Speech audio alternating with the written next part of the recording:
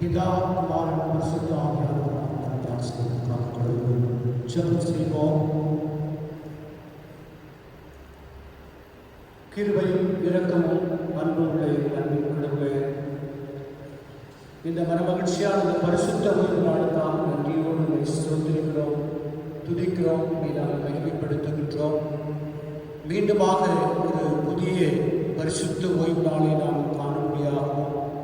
இந்த நாளிலும் நாங்கள் எங்களுடைய இல்லங்களிலிருந்து நாங்கள் உம்மை வழிபடவும், உம்மை துதித்து உம்மை பாடி உம்முடைய வார்த்தைகளை நாங்கள் வாசித்து சற்று நேரம் இந்த திருவரையோடு நாங்கள் தியானிக்கபடியான ஒரு கிருபையை இந்த நாளிலே நீங்கள் எங்களுக்கு கொடுத்த உடைய கிருபைக்காக உடைய அன்புக்காக நான் நன்றி செலுத்துகிறோம் சுவாமி. கர்த்தர் உம்முடைய பிரசன்னம் இந்த வழிபாட்டிலே எங்களுக்கு ஒவ்வொருவரோடு கூட இருந்து எங்களுக்கு உடைய மெய் சமாதானத்தையும் மகிழ்ச்சியும் நீ தந்து இந்த ஆராதனை முழுவதும் ஆட்கொண்டு வழிநடத்த வேண்டுமாய் கூட நாங்கள் ஜெபிக்கிறோம் சுவாமி.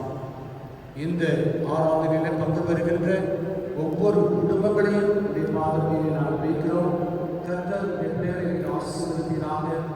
கடவுளுடைய பெரிதான ஆசீர்வாதம் எப்பொழுதும் நிறைந்து இருக்க வேண்டுமாய் கூட நாங்கள் ஜெபிக்கிறோம்.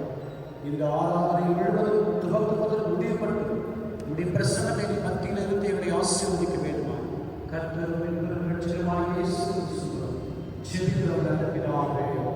ஆமென்.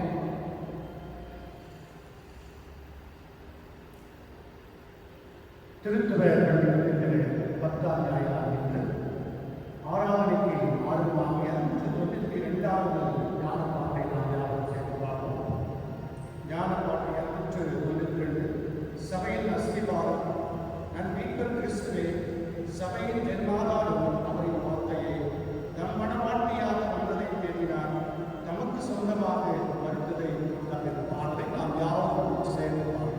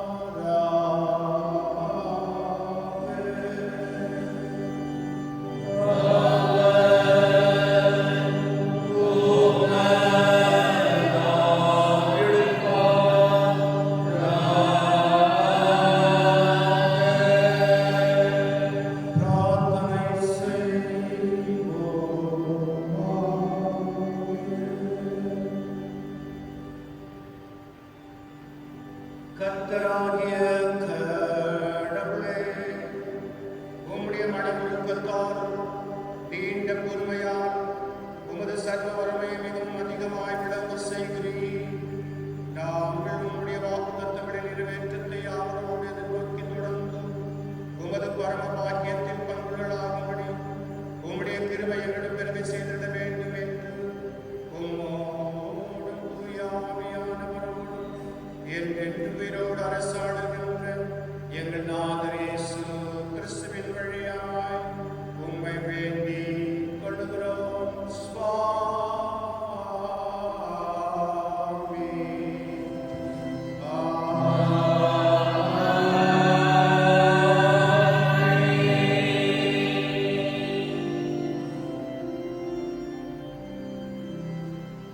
திருக்குறள் கண்டிக்கின்ற 10ஆம் ஞாயிறாகிய வாசிக்கும்படியாக படிக்கப்பட்டிருக்கின்ற பழைய ஏற்பாட்டின் பகுதி.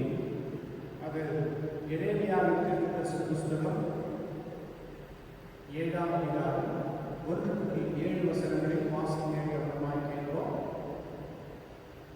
எரேமியாவின் தீர்க்கதரிசன புஸ்தகம் 7ஆம் அதிகாரம் 1-7 வசனங்களை வாசிக்க நாம் யாரும் கவனமாய் கேட்கிறோம். வாசிக்கப்பட வேண்டிய வேத பகுதி எரேமியா 7ஆம் அதிகாரம் 1-7 வசனங்கள் வரை. கர்த்தரால் எரேமியாவுக்கு உண்டான வசனம். நீ கர்த்தருடைய ஆலயத்தின் வாசலில் நின்று அங்கே கூறி சொல்ல வேண்டிய வசனம் என்னவென்றால், கர்த்தரை பணிந்து கொள்ள இந்த வாசலுக்குள்ளே பிரவேசிக்கிற யூத ஜனங்களாகிய நீங்கள் எல்லாரும் கர்த்தருடைய வார்த்தையை கேளுங்கள். இஸ்ரவேலின் தேவனாகிய சேனைகளின் கர்த்தர் சொல்லுகிறார், உங்கள் வழிகளையும் உங்கள் கிரியைகளையும் சீர்படுத்துங்கள், அப்பொழுது உங்களை இந்த ஸ்தலத்திலே குடியிருக்க பண்ணுவேன். கர்த்தரின் ஆலயம், கர்த்தரின் ஆலயம், கர்த்தரின் ஆலயம் இதுவே என்று சொல்லி பொய் வார்த்தைகளை நம்பிக்கொள்ளாதிருங்கள். நீங்கள் உங்கள் வழிகளையும் உங்கள் கிரியைகளையும் நன்றாய் சீர்படுத்தி நீங்கள் மனுஷனுக்கும் உள்ள வழக்கை நியாயமாய் தீர்த்து பரதேசியையும் திக்கற்றவர்களையும் விதவையையும் ஒடுக்காமலும் குற்றமில்லாத இரத்தத்தை இந்த ஸ்தலத்திலே சிந்தாமலும் உங்களுக்கு கேடுண்டாக அந்நிய தேவர்களை பின்பற்றாமலும் இருப்பீர்களாயில், அப்பொழுது நான் உங்கள் பிதாக்களுக்கு கொடுத்த தேவனாகிய தேசமாகிய இந்த ஸ்தலத்திலே உங்களை சதாகாலம் குடியிருக்க பண்ணுவேன் என்றார் என்பது. ஆமென். இருந்தவரும் இருக்கின்றவரும் பிறருக்குமாகி எல்லாம் உள்ள கடவுள் தூயவர் தூயவர் தூயவர். ஆட்சிக்குள்ள கடவுளே நீர் பரிசுத்தர், வல்லமை உள்ள கடவுளே நீர் பரிசுத்தர், என்றென்றும் உள்ள கடவுளே நீர் பரிசுத்தர். ஆமென். அப்படியே அந்த நாளுக்குரிய இறுதி பகுதியை வாசிக்க கூடமாக இருக்கணும். இந்த நாளுக்காக படிக்கப்பட்டிருக்கிற இறுதி பகுதி அது அப்போஸ்தலனாகிய பவுல் 1 கொரிந்தியர் 12ஆம் அதிகாரம் 1-11 வசனங்களை வாசிக்க நாம் யாவரும் கவனமாக கேட்போம். 1 கொரிந்தியர் 12ஆம் அதிகாரம் 1-11 வசனங்கள்.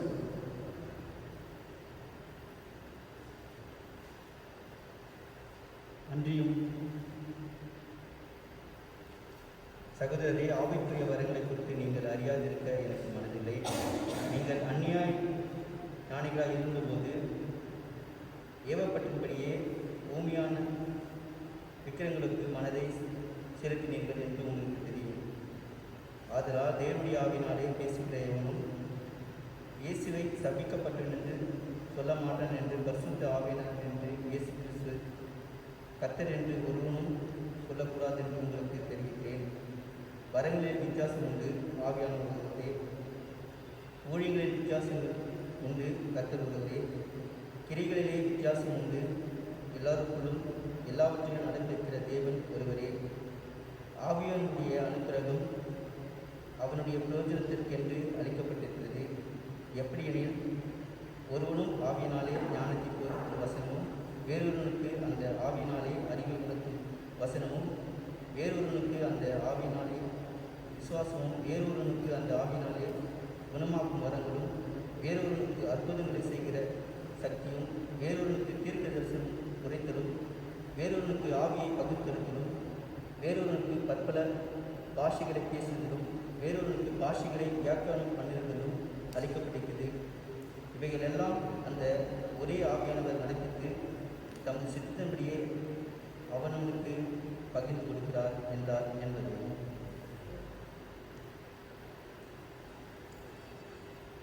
வாசிப்படியாக பகுதி வாசிக்கும் கிறிஸ்தாவின் வார்த்தைகளை நம் இருதயங்களில் எழுந்திருக்க செய்வாராக. ஆமென். கடவுளின் பரிவரில் கண்டிப்பை வேண்டி பாருங்கள். தவறு விழுந்தவர்களின் மேல் பரிவுள்ளவர் காட்டுகின்றார். கொடியவர் ஆளுநர் தெரிந்தவர் மன்னிப்பதில் அவர்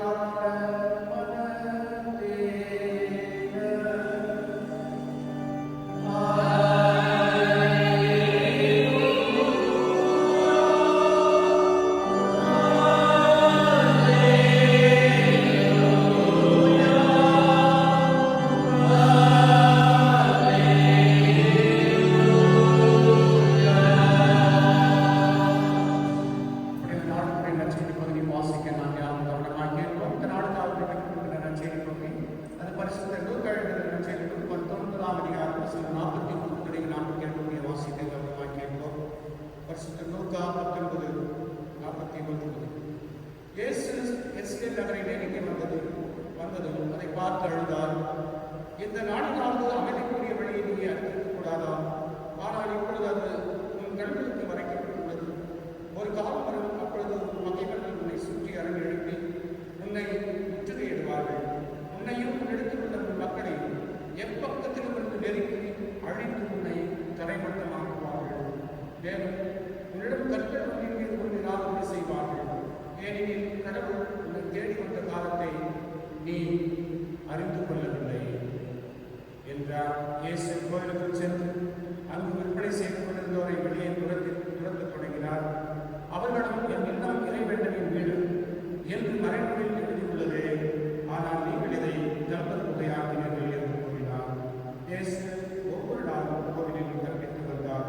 தலைமை குருக்களும் மறைநூல் அறிஞர்களும் மக்களின் தலைவர்களும் அவரை ஒழித்துவிட வழி தேடினார்கள். ஆனால் என்ன செய்வது என்று யாருக்கும் தெரியவில்லை. ஏனென்றால் மக்கள் அனைவரும் அவர் போதனையை கேட்டு அவரையே கற்றுக் கொண்டிருந்தனர் என்பது.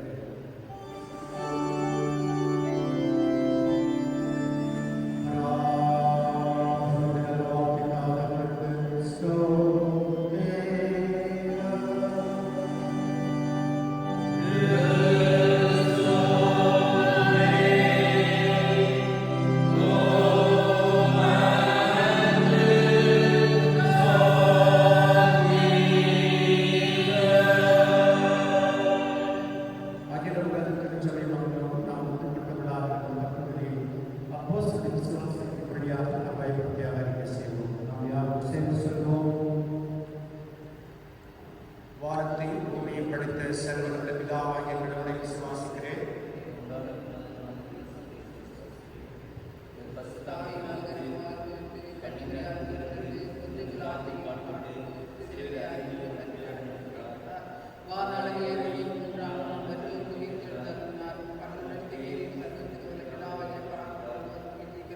அவரிடத்தில் உயிரோடு மருத்துவரை நியாயத்திற்கு வருவார். பரிசுத்த ஆவியானவரை விசுவாசிக்கிறேன். பொதுவான பரிசுத்த கிறிஸ்து சபையிலும் சரீரத்தை நித்திய ஜீவனுடன் விசுவாசிக்கிறேன். ஆமென். இப்பொழுது நாம் அறிவிக்கின்ற பத்துபடி உயிருள்ளவரை நாம் நிறைவேற்ற கடவுள் பயன்படுத்துவார். ஆமென். பார்ப்போம்.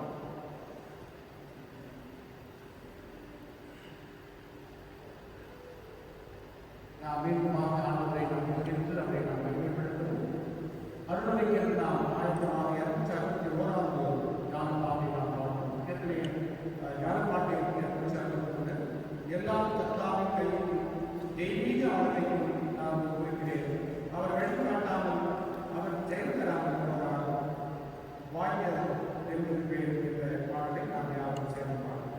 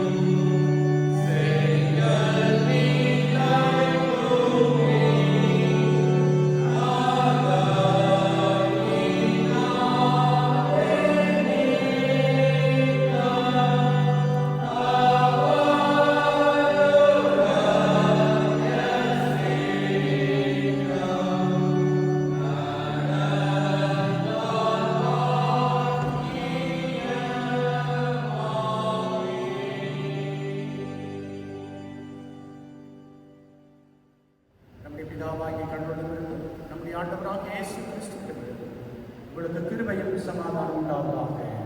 ஆமென். திருத்துவ பண்டிகை பிரிந்தன 10ஆம் ஞாயிறாகிய இன்று அருளுரைக்கென்று கொடுக்கப்பட்டிருக்கிற திருமறை பகுதி அது ஏசாயா தீர்க்க தரிசன புஸ்தகம் 5ஆம் அதிகாரம் 1 முதல் 7 வசனங்கள் அடைந்திருக்கின்ற திருவார்த்தை கொண்டு இப்பொழுது நாம் வாசிக்க கவனமாய் கேட்போம். ஏசாயாவுடைய தீர்க்க தரிசன புஸ்தகம் 5ஆம் அதிகாரம் 1 முதல் 7 வசனங்கள். இப்பொழுது நான் என் நேசத்தில் அவருடைய திராட்சை தோட்டத்தை குறித்து என் நேசருக்கு ஏற்ற ஒரு பாட்டை பாடுவேன். என் நேசருக்கு மகா செழிப்பான மேட்டிலே ஒரு திராட்சை தோட்டம் உண்டு. அவர் அதை வேலி அடைத்து அதில் உள்ள கற்களை பொறுக்கி அதிலே நற்குல திராட்சை கொடிகளை நட்டு அதன் நடுவில் ஒரு கோபுரத்தை கட்டி அதில் ஆலையை உண்டு பண்ணி அது நல்ல திராட்சை பழங்களை தரும் என்று காத்திருந்தார். அதுவோ கசப்பான பழங்களை தந்தது. எருசலேமின் குடிகளே, யூதாவின் மனுஷரே, எனக்கும் என் திராட்சை தோட்டத்துக்கும் நியாயம் தீருங்கள். நான் என் திராட்சை தோட்டத்துக்காக செய்யாத எந்த வேலையை அதற்கு இனி செய்யலாம். அது நல்ல திராட்சை பழங்களை தரும் என்று நான் காத்திருக்க அது கசப்பான பழங்களை தந்ததென்ன. இப்பொழுதும் நான் என் திராட்சை தோட்டத்துக்கு செய்வதை உங்களுக்கு அறிவிப்பேன். அதன் வேலையை எடுத்து போடுவேன், அது மேய்ந்து போடப்படும். அதன் அடைப்பை தகர்ப்பேன், அது மிதியுண்டு போகும். அதை பாழாக்கி விடுவேன், அதன் கிளை நறுக்கப்படாமல் கலை கொத்தி எடுக்கப்படாமல் போவதினால் உச்செடியும் நெருஞ்சலும் உழைக்கும். அதன் மேல் மழை பெய்யாதபடிக்கு மேகங்களுக்கும் கட்டியிடுவேன் என்கின்றார். சேனைகளின் கர்த்தருடைய திராட்சை தோட்டம் இஸ்ரவேலின் வம்சமே, அவருடைய மனமகிழ்ச்சியின் நாற்று யூதாவின் மனுஷரே. அவர் நியாயத்துக்கு காத்திருந்தார், இதோ கொடுமை. நீதிக்கு காத்திருந்தார், இதோ முறைப்பாடு என்பதை செபிப்போம். எங்களை அதிகமாக நேசிக்கிறேன் அன்பின் பரமத்தந்தையே, மீண்டுமாக ஆண்டவரே சமூகத்தில் எங்கள் யாவரையும் நாம் தாழ்த்துக்கிறோம்ப்பா. இந்த பரிசுத்த ஓய்வு நாளில் நாங்கள் ஆங்காங்கே என்னுடைய இல்லங்களிலே அமர்ந்து நம்மை பாடி துதித்து நம்மை தியானிக்க எங்களுக்கு நீர் கொடுத்திருக்கிற இந்த வாய்ப்புக்காக நான் நன்றி செலுத்துகிறேன் சுவாமி. கர்த்தர் இந்த நேரத்தில் எங்களுக்கு தூய ஆவியானவரை கொண்டு நீர் வெளிப்படுத்த வேண்டுமாய் கூட நாம் ஜெபிக்கின்றோம். வாசிக்க கேட்ட இந்த திருமறை பகுதியிலிருந்து ஆண்டவரே, நீர் என்ன இந்த வேளையிலே நீர் எங்களோடு கூட பேசப் போகிறீர் என்பதை அடியேனை நீர் மறைத்து பரிசுத்த ஆவியானவரை கொண்டு நீர் எங்களோடு கூட பேச வேண்டுமாய் உம்மை நோக்கி அழைக்கிறோம் சுவாமி. நீர் பேசும் ஆண்டவரை நாங்கள் கேட்கிறோம். மீட்பர் இயேசு கிறிஸ்துவின் ஜெபிக்கிறோம் நல்ல பிதாவே, ஆமென். கிறிஸ்துக்குள் அன்பானவர்களே, உங்கள் யாவரையும் இறைமைந்தர் இயேசு கிறிஸ்துவின் இனிய பெயரில் நான் வாழ்த்துகின்றேன். மீண்டுமாக உங்கள் மத்தியிலே இறை செய்தியை பகிர்ந்து கொள்வதை நான் மிக்க மகிழ்ச்சி அடைகின்றேன். இன்றைக்கு ஒரு விசேஷமான நாள் என்று சொல்வதை விட ஒரு எச்சரிப்பு நாள் என்று கூட நாம் சொல்லலாம். ஏனென்று சொன்னால், இன்றைக்கு உலகம் முழுவதுமாக நினைவு கூறுகின்ற நாள் என்ன என்று சொன்னால், எருசலேமின் அழிவை நினைவு கூறுகின்ற ஒரு நாளாக இருக்கிறது என்பதை நாம் அறிந்திருக்கின்றோம். ஒருவேளை நாம் பழைய ஏற்பாட்டிலே மிக அழகாக அந்த ஏசாயா தீர்க்கதரிசி அந்த வசனத்திலே கொடுக்கப்பட்டிருக்கின்ற முழுமையும் அந்த எருசலேம் நகரத்தையும் அந்த நகரத்தின் மையத்தில் இருக்கின்ற அந்த தேவ ஆலயத்தை குறித்து மிக அழகாக சொல்லியிருக்கிறதை நாம் பார்க்கின்றோம். அந்த அழிவை குறித்து ஒரு எச்சரிப்பை கொடுக்கின்றதை இதை தீர்க்கதரிசியின் வழியாக, இந்த தீர்க்கன் வழியாக நமக்கு ஒரு உண்மையை வெளிப்படுத்துகின்ற ஒரு விஷயத்தை நம்மால் புரிந்து கொள்ள முடிகின்றது. அதாவது பொதுவாக நாம் எருசலேமை பற்றி நாம் தெரிந்து கொள்வது நமக்கு மிகவும் அவசியமாக இருக்கிறது. எருசலேம் ஒரு நல்ல ஒரு மலை பிரதேசமாக இருக்கிறது என்பதை நாம் அறிந்திருக்கின்றோம். இந்த மலை பிரதேசம் மிக அழகான ஒரு இடம். அந்த இடத்துக்கும் கடவுளுக்கும் ஒரு பெரிய ஒரு ரகசியம் இருக்கிறது, ஒரு உறவு இருக்கிறது. அதை யாரும் நாம் அறிந்திருக்கின்றோம். அன்புக்குரியவர்களே, இந்த இடத்திலே தான் ஆண்டவருடைய திருவுள சித்தத்தின்படி அருமையான ஒரு கோயில் கட்டப்படுகிறது.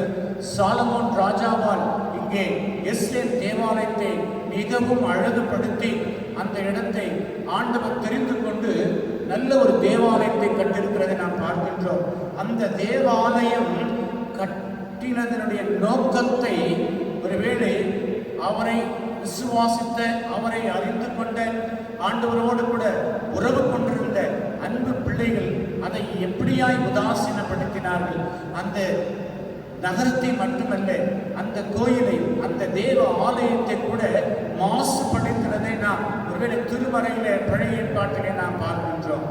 அன்புக்குரியவர்களே, இதனால்தான் ஆண்டவர் அந்த ஒரு பெரிய ஒரு மாற்றத்தை அங்கே கொண்டு வருகின்றார். அந்த பாபிலோன் ராஜா மட்டுமல்ல, பாபிலோனில் இருந்து இந்த எருசலேமை அழிவுக்குள்ளாக ஆக்கக்கூடிய ஒரு சூழல். அது மட்டுமல்ல, ரோமன் ஆர்மி கூட அந்த இடத்தை, அதாவது எருசலேமையும் அந்த கோயிலையும் கம்ப்ளீட்டாக அதை நிர்மூலமாக்குகின்ற, தீக்கு இரையாக்குகின்ற ஒரு சூழலை நாம் பார்க்கின்றோம். Roman army Detroit Jerusalem and the temple என்று சொல்லி ஒருவேளை திருமறையிலே நாம் பார்க்கிற போது நம்மால் அதை புரிந்து கொள்ள முடியும். இந்த சம்பவம் AD 70 நடைபெற்றிருக்கிறது. இது வரலாற்று பூர்வமாக நடைபெற்றிருக்கின்ற ஒரு சம்பவம் என்பதை கூட நாம் பல நேரங்களிலே இதை குறித்து நாம் போதிக்க அல்லது பிரசங்கிக்க நாம் கேட்டிருப்போம்.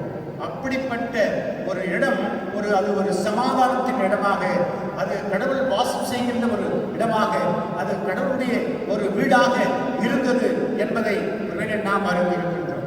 அன்புக்குரியவர்களே, அதனுடைய அழகு எவ்வளவு ஒரு பிரசித்தி பெற்றது. அதனுடைய அழகை பார்த்து அதனுடைய கட்டிட அமைப்பு அவ்வளவு பெரிய ஒரு அழகான ஒரு கட்டிடமாக, அதை சுற்றி இருக்கின்ற குறுநில மன்னர்கள், குறுநில அரசர்கள் எல்லாம் பார்த்து பொறாமை கொண்டு அதன் மீது ஒரு பற்று இருந்தது. அதனால்தான் அப்பொழுது தாவீது இருந்த காலங்களில் அல்லது சாலமோன், அதை தொடர்ந்து இருந்த அநேக அரசர்கள் அதை தவறான முறையிலே அந்த கோயிலை அவர்கள் வழிநடத்தினார்கள். அந்த நோக்கம் ஆன்மீக வழிக்கு இல்லாமல் ஆன்மீகத்துக்கு மாறாக அந்த இடத்துல செயல்பட்டதை ஒருவேளை திருமறை நமக்கு கற்றுக் கொடுக்கிறது. அன்புக்குரியவர்களே, இந்த பிரம்மாண்டமான இந்த தேவாலயத்துக்கு நிகர் வேறொன்றில்லை.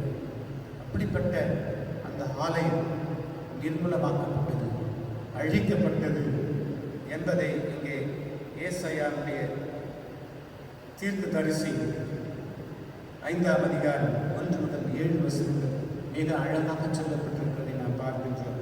அதாவது சொல்றாரு, மகா செழிப்பான வீட்டிலே ஒரு திராட்சை தோட்டம் உண்டு. அந்த மகா செழிப்பான தோட்டம் என்பது அது எருசலேம்.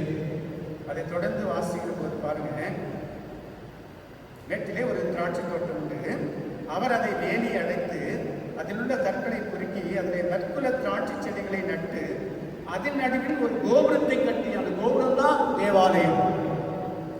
அதில் ஆலையையும் உண்டு பண்ணி அது நல்ல திராட்சை பழங்களை தரும் என்று காத்திருந்தார். அதுவோ கசப்பான பழங்களை தந்தது. அன்புக்குரியவர்களே, இதனாலே சற்று ஆழமாக இதை நாம் யோசிக்க அழைக்கப்படுகின்றோம். கடவுளின் அநாதி தீர்மானம் நம்மை சரி செய்து, நம்மை ஒழுங்குபடுத்தி, நம்மை அழகுபடுத்தி, நம்மை அவருடைய பிள்ளையாகவே இருக்க வேண்டும் என்று சொல்லி விரும்புகின்ற இந்த தருணத்தில் ஒருவேளை அதற்கு எத்தனை பேர் நாம் தாறுமாறாக வாழ்ந்து கொண்டிருக்கின்றோம், பாவ வாழ்க்கையிலே வாழ்ந்து கொண்டிருக்கின்றோம். அந்த நிலைதான் இந்த எருசலேமும் அதை சுற்றியிருக்கின்ற அனைத்து பகுதிகளும் காணப்பட்டது. வேசித்தனம் அதிகமாக காணப்பட்டது. கர்த்தருக்கு விரோதமான பாவங்களை செய்த ஒரு பயங்கரமான ஒரு சூழல் எல்லாம் சுற்றி இருந்ததை காண முடிகிறது. அதனால் ஆண்டவர் அதற்காக எத்தனையோ எச்சரிக்கை கொடுக்கின்றார். எத்தனையோ தீர்க்க தரிசிகளை கொண்டு அவர்கள் மனமாறுவதற்குரிய வாய்ப்புகள் எல்லாம் கொடுக்கப்படுகிறது. ஆனால் ஒருபோதும் அவர்கள் அதற்கு செவி சாய்க்காதவர்களாய் இருக்கின்ற ஒரு சூழல் இந்த பகுதியில் அதை அந்த பகுதி வெளிப்படுத்துவதை நாம் பார்க்கிறோம். இந்த 3 விஷயத்தை நான் சுருக்கமாக உங்களோடு கூட பகிர்ந்து கொண்டு நிறைவு செய்யலாம் என்று சொல்லி நான் ஆசைப்படுகின்றேன். முதலாவதாக, எதிர்பார்த்த ஆண்டவர், காட்ஸ் எக்ஸ்பெக்டேஷன். என்ன எதிர்பார்க்கிறார்? அவருடைய எதிர்பார்ப்பு என்ன? உங்களிடத்தில் அவர் என்ன எதிர்பார்க்கிறார்? நம்முடைய உள்ளத்தை அவர் கொடுக்க வேண்டும் என்று சொல்லி அவர் எதிர்பார்க்கிறார். அல்லது வாசிக்கின்ற பகுதியிலே பார்க்கிற போது, ஏசாயா 5:2 கூட நாம் பார்க்கும்போது, நல்ல கனிகளை கொடுக்க அவர் எதிர்பார்க்கிறார். வேற எதையும் அவர் எதிர்பார்க்கிறார்? அவருடைய படைத்த நோக்கமே நாம் அவருக்கு பிரியமாக நடந்து கொள்ள வேண்டும், அவருக்கு பிரியமுள்ளவர்களாக நடந்து கொள்ள வேண்டும், அவருக்கு ஏற்புடையவர்களாக நல்ல பண்புகளை உடையவர்களாக இந்த உலகத்திலே வாழ வேண்டும், அல்லது ஒரு கிறிஸ்தவர்களாக வாழ வேண்டும் என்பதுதான் அவருடைய திருவுள்ள சித்தமாக இருக்கிறது. ஆனால் இன்றைக்கு நாம் எப்படி வாழ்ந்து கொண்டிருக்கின்றோம்? கனியற்ற பிள்ளைகளாக, கர்த்தருக்கு விரோதமாய் பாவம் செய்து கொண்டிருக்கின்ற ஒரு பிள்ளைகளாகவே நாம் வாழ்ந்து கொண்டிருக்கிறோம். அவருடைய கண்கள் நம்மை நோக்கி பார்த்து கொண்டிருக்கிறது என்று சொல்லி தொடர்ந்து வசனங்களிலே பார்க்கிற போது நம்மால் புரிந்து கொள்ள முடிகிறது. பார்த்து கொண்டிருக்கின்றார். நாம் அவரை பார்த்து கொண்டிருக்கிறோமா? சற்று யோசிக்கிறோம். நாம் யாரை பார்த்து கொண்டிருக்கின்றோம்? இந்த உலகத்தையும் இந்த உலகத்தை சார்ந்திருக்கின்ற கவர்ச்சிகளையும் அழகுகளையும் ரசித்துக் கொண்டிருக்கின்றோம். என்னுடைய குடும்பத்தை குறித்து நான் அதுக்காக முக்கியத்துவம் கொடுக்கின்றேன், என்னுடைய பிள்ளைகளுக்காக நான் முக்கியத்துவம் கொடுக்கின்றேன், என்னுடைய வளர்ச்சிக்காக நான் முக்கியத்துவம் கொடுக்கின்றேன், ஆன்மீக வளர்ச்சிக்கு நான் ஒப்புக் கொடுக்கிறேனா? நல்ல கனி கொடுக்கின்றவனாக இருக்கின்றேனா? இங்கே ஆண்டவர் அருமையான ஒரு திராட்சை தோட்டத்தை, அந்த எருசலேம் நகரை கட்டி என்ன அழகுபடுத்தியிருக்கிறார். உங்களையும் என்னையும் கூட அப்படிதான் அழகுபடுத்தியிருக்கின்றார். என்ன குறை வைத்திருக்கின்றார்?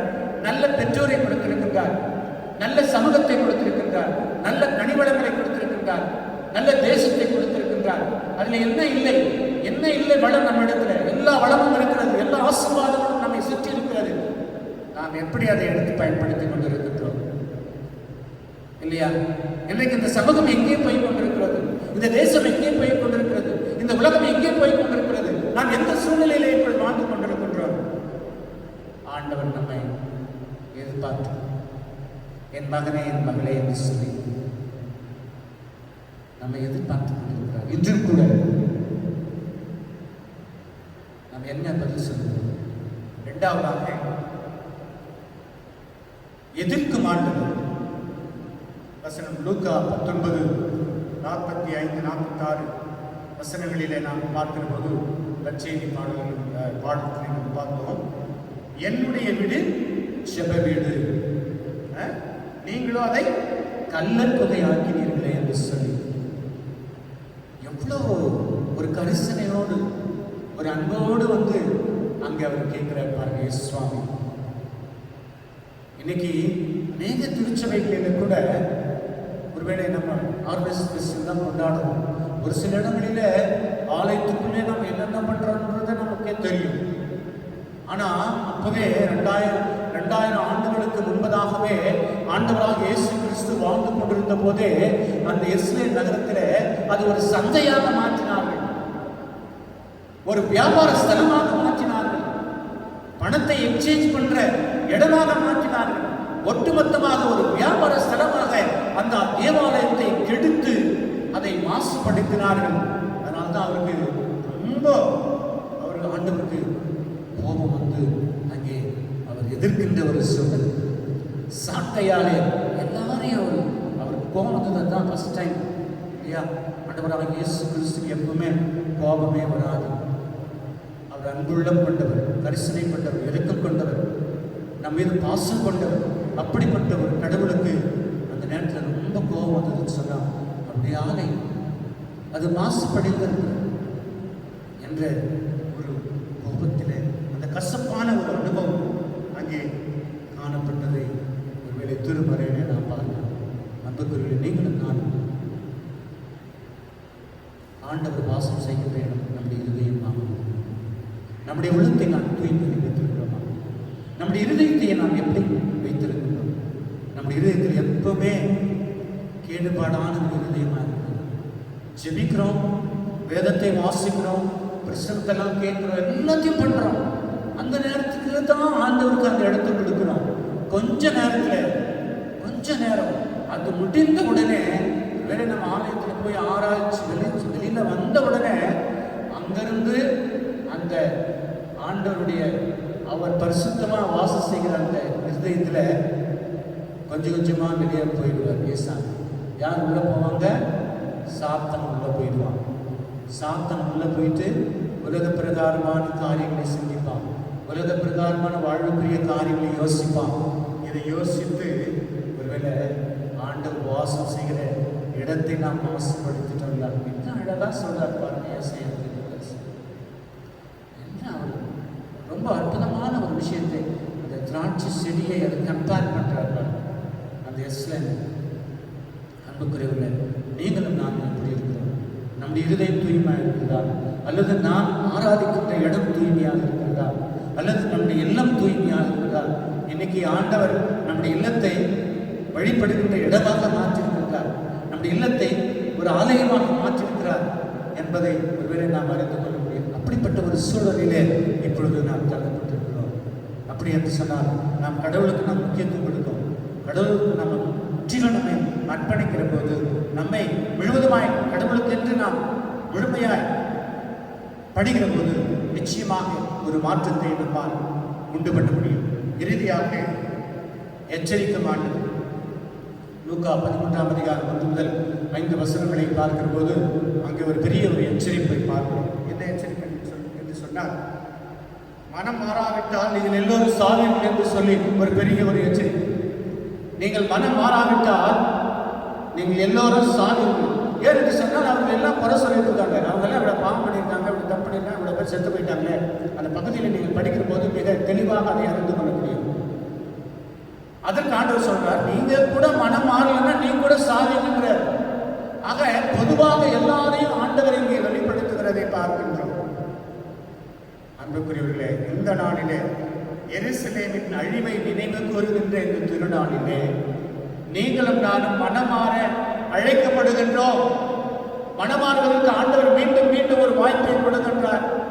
இன்றைக்கு இந்த சமூகம் அல்லது இந்த தேசம், இந்த உலகம் வளர்ச்சி என்ற பாதையிலே, அறிவியல் முன்னேற்றம் என்ற பாதையிலே புதிய புதிய கண்டுபிடிப்புகள் என்று சொல்லி இன்றைக்கு இந்த உலகம் முழுவதும் மிகவும் மோசமான ஒரு நிலையிலே இருக்கிறதை நாம் பார்க்கின்றோம். நம்மை சூழ்ந்த ஒரு கொடிய வியாதி நம்மை சுற்றி இருக்கிறதை பார்க்கிறோம். யாரால் இது சுற்றி இருக்கிறது? யாரால் இந்த வைரஸ் வந்திருக்கிறது? யாரால் இந்த நோய் வந்திருக்கிறது? நீங்களும் நானும் கடவுள் படைத்த அந்த படைப்பின் நோக்கத்தை அறிந்து கொள்ளாமல், அதை சரியாக புரிந்து கொள்ளாமல் தவறான ஒரு முடிவை எடுத்து கர்த்தருக்கு விரோதமாய் வளர்ச்சி என்ற ஒரு அறிவியல் வளர்ச்சி என்ற அந்த ஒரு எண்ணத்தோடு இன்றைக்கு எல்லாருமே அதற்கு காரணமாக இருக்கின்றோம்.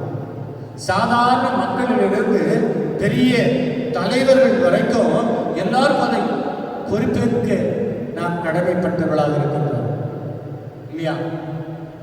அன்புக்குரியவர்களே, சற்று இதை ஆழமாக யோசிக்கும். ஆண்டவருக்கு நாளிலே எச்சரிக்கின்றார். அதை அப்படியே கம்பேர் பண்ணுங்க. இஸ்ரேல் நகரம் அன்றைக்கு அது அழிஞ்சு போச்சு. காரணம் என்னன்னா, பாவம் பெருகி போச்சு, வேசித்தனம் பெருகி போச்சு, கடவுள் பயம் இல்லை. தன்னுடைய அதிகாரத்தினாலே அவள் செய்த பாவங்கள் கொஞ்சம் நஞ்சமில்லை. அதுதான் இன்றைக்கு இந்த இந்த பிரசன்ட் கான்டெக்ஸ்ட்ல நம்ம பார்க்கிற போது அதே நிலைமை தான் சூழ்ந்திருக்கிறது. நீங்களும் நானும் கடவுளுக்கு விரோதமாக செய்த பாவங்கள் இன்றைக்கு நாம் அழிவின் பாதையில நாம் சென்று கொண்டிருக்கின்றோம். நான் காரணம், நாம் காரணம் என்று சொல்லி ஒருவேளை இந்த நாளிலே யோசிக்க சிந்திக்க இந்த நாளிலே நாம் அழைக்கப்படுகிறோம். அன்புக்குரியவர்களே, மனம் மாறாவிட்டால் நீங்கள் அழிந்து போவீர்கள். வேலை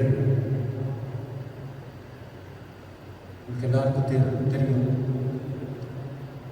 யுனைடெட் நேஷன் பல ஆண்டுகளுக்கு முன்பதாகவே ஒரு பெரிய கான்ஃபரன்ஸில் 2021 ஆண்டுகளுக்கு பிறகு மக்களுடைய அழிவு அதிகமாக இருக்கும் என்று சொல்லி, நோய் அதிகமாக இருக்கும் என்று சொல்லி, மக்கள் அழிந்து கொண்டே இருப்பார்கள் என்று சொல்லி அறிவியல் அறிஞர்கள், சமூக ஆர்வலர்கள் எல்லாம் சொல்லியிருக்கிறதை அந்த கான்ஃபரன்ஸில் அதற்கான ஒரு முக்கிய திட்டத்தை எல்லாம் தீட்டியிருக்கிறார்கள் என்று சொல்லி ஒருவேளை பேப்பர் மூலம் அல்லது வாட்ஸ்அப் மூலம், ஃபேஸ்புக் மூலம் நாம் அறிந்து கொள்ள முடியும்.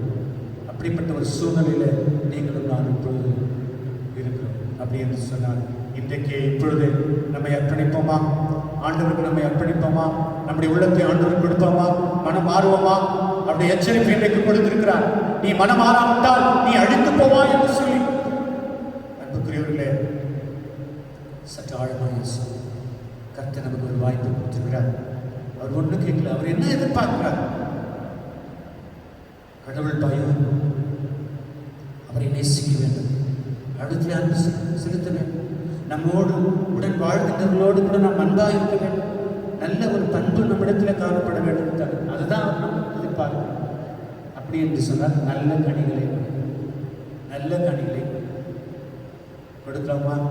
கொடுப்போமா? இன்றைக்கு நாம் மனமாறி அந்த ஒரு வாய்ப்பை நாம் பெற்றுக்கொண்டோம் என்று சொன்னால் நிச்சயமாக ஒரு மாற்றம், ஆண்டவர் ஒரு பெரிய ஒரு மாற்றத்தை உண்டு பண்ணுவார். இந்த பயங்கரமான இந்த கொடிய வியாதிகளுக்கு நமக்கு விடுதலை உண்டு. விடுதலையின் நாயகன். நேற்று தினத்தில் நாம் 74வது சுதந்திர தினத்தை நாம் கொண்டாடினோம். சுதந்திரத்தை பெற்றுக்கொண்டோம். நம்முடைய தேசம் சுதந்திரத்தை பெற்றுக்கொண்டது. ஆனால் சுதந்திரத்தை பெற்றுக்கூட நாம் சுதந்திரமாய் வாழ முடியாமல் இல்லங்களிலே நாம் அமர்ந்து வாழ்ந்து கொண்டிருக்கின்றோம். வெளியே சுதந்திரமாக போக முடியவில்லை. அப்படிப்பட்ட ஒரு சூழலிலே இன்றைக்கு இருக்கின்ற சமூகம் தள்ளப்பட்டிருக்கிறது. இன்றைக்கு இருக்கின்ற தேசம் தள்ளப்பட்டிருக்கிறது. என் மகனே, என் மகளே, இன்றைய கண்ணீரோடு நீ அழுது மனமாறாவிட்டால் நீ அழிந்து போவாய். ஆண்டவர் இந்த எருசலேமின் அழிவை நினைவு கூறுகின்ற இந்த நாளிலே ஆண்டவர் நமக்கு பெரிய ஒரு எச்சரிப்பை கொடுக்கின்றார். ஆனால் அன்று எருசலேம் மறுதளிக்கிறது, மனமாற மறுதளிக்கிறது. எவ்வளவு வாய்ப்பு கொடுக்கிறார். அந்த வாய்ப்பை எல்லாம் அது உதாசீனப்படுத்துகின்ற ஒரு சூழலிலே அன்று வாழ்ந்த மக்கள், இஸ்ரவேல் மக்கள், யூத மக்கள் ஆண்டவருக்கு விரோதமான பாவம் செய்தார். அதே பாவம் இன்றைக்கும் பெருகிக் கொண்டிருக்கிறது என்று சொன்னார். அதற்கு நீங்களும் நான் நம்மை முழுமையாக ஒப்படைப்போம். ஆண்டவருக்கு வாங்கி நமக்கு ஆசீர்வதிப்பார். ஜெபிப்போம். அன்புலே சுவாமி, இந்த நாளிலே நீ கொடுத்த திருவார்த்தைக்காக நன்றி.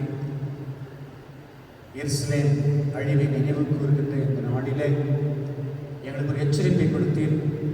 நீர் என்ன எதிர்பார்க்கிறீர் என்பதையும் நீர் வெளிப்படுத்தீரப்பா. நாங்கள் நல்ல கனிகளை கொடுக்க வேண்டும் என்பதை தான் எதிர்பார்க்கிறீப்பா. அன்பு செலுத்த வேண்டும் என்று சொல்லி எதிர்பார்க்கிறேன். நாங்கள் எல்லாரும் சமாதானமாக இருக்க வேண்டும் என்பதை நீ விரும்புகின்றேன். ஏன்னு சொன்னால் எல்லாத்தையும் எங்களுக்கு கொடுத்திருக்கிறீர்களா? எங்களுக்கு என்ன கொடுக்கவில்லை சுவாமி? இந்த உலகத்தை படைத்து அனைத்தையும் ஆண்டவரே இதையெல்லாம் நீங்கள் ஆண்டுகொள்ளுங்கள் என்று சொல்லி எங்களுக்கு எல்லா கனி வளங்களையும் எல்லா சோர்ஸையும் நான் கொடுத்திருக்கிறேன். ஆனால் நாங்கள் அதை தவறான முறையில் பயன்படுத்தி இன்றைக்கு ஆண்டவரை நாங்கள் நோயினால் பீடிக்கப்பட்டிருக்கின்ற சூழ்நிலையில மனம் மாறுவதற்கு மீண்டும் ஒரு எச்சரிக்கை அழைப்பை கொடுத்திருக்கின்ற இந்த நாளிலே இதோ எங்களை நாங்கள் முழுமையாக ஒப்புக் கொடுக்கிறோம் ஐயா. எங்களை மாற்ற சுவாமி. எங்களுடைய உள்ளத்தை ஆண்டவரே உடையும், எங்களுடைய இருதயம் உடையப்படட்டும் ஆண்டவரே. எங்களுடைய இருதயத்தில் நீர் மட்டுமே வாசம் செய்ய வேண்டும் சுவாமி. பிசாசுக்கு ஒருபோதும் இடமில்லை ஆண்டவரே. இந்த தேசம் முழுவதுமாய் ஆண்டவரை சுத்திகரிக்கப்பட வேண்டும் சுவாமி. உலகம் முழுவதும் சுத்திகரிக்கப்பட வேண்டும் சுவாமி. நீர் ஒருவர் மாத்திரமே முடியும் ஐயா.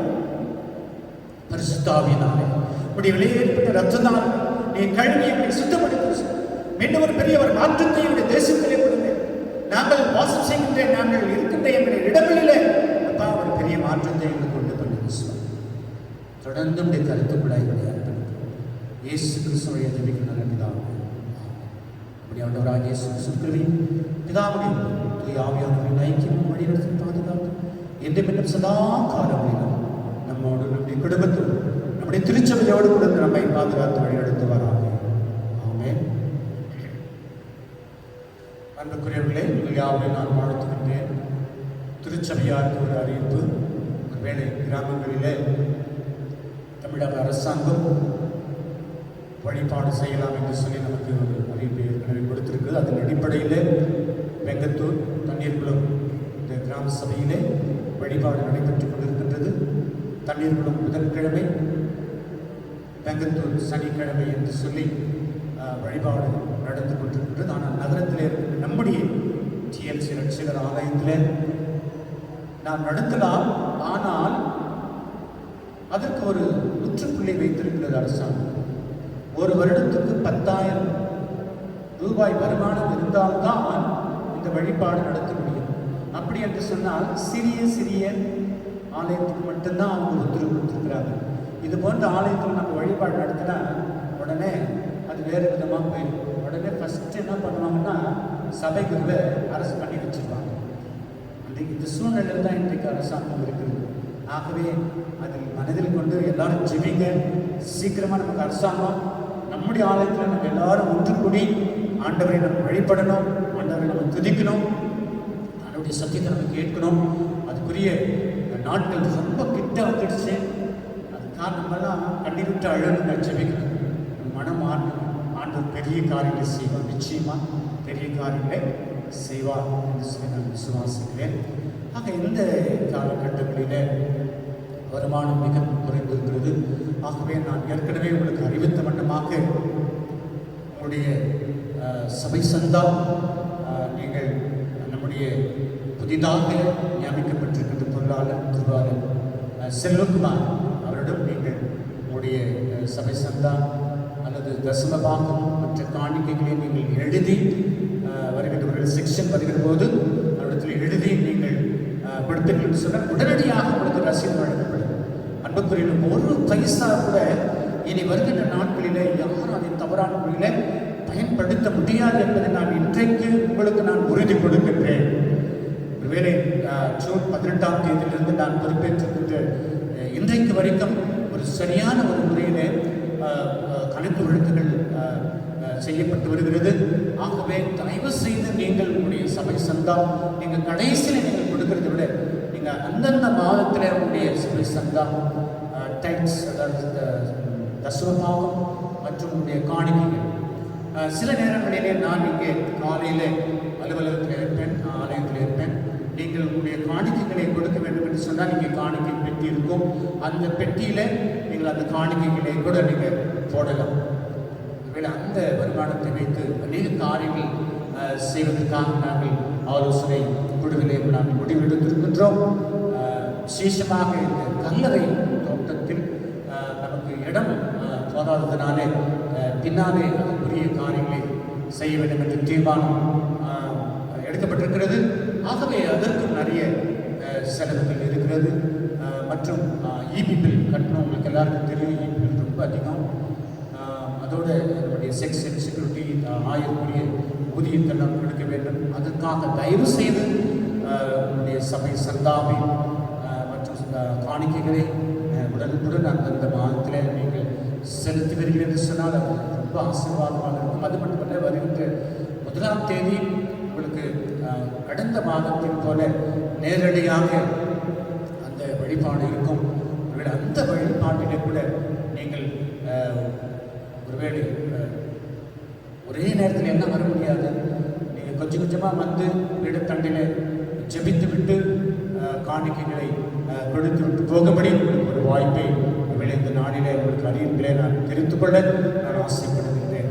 கர்த்தர் நம்மையும் நம்முடைய திருச்சபை நம்முடைய குடும்பங்களையும் ஆசீர்வதிப்பாராக. ஆமென். மீண்டுமாக நான் 130வது கீர்த்தனை பாடுவோம். இறுதியாக 130 அநாதி தேவன் நடைபெறவே அவர் நித்திய பெயரில் உன் ஆதாரமே என்ற பாடலை நாம் யாரும் சேர்ந்து பாடுவோம். Thank you.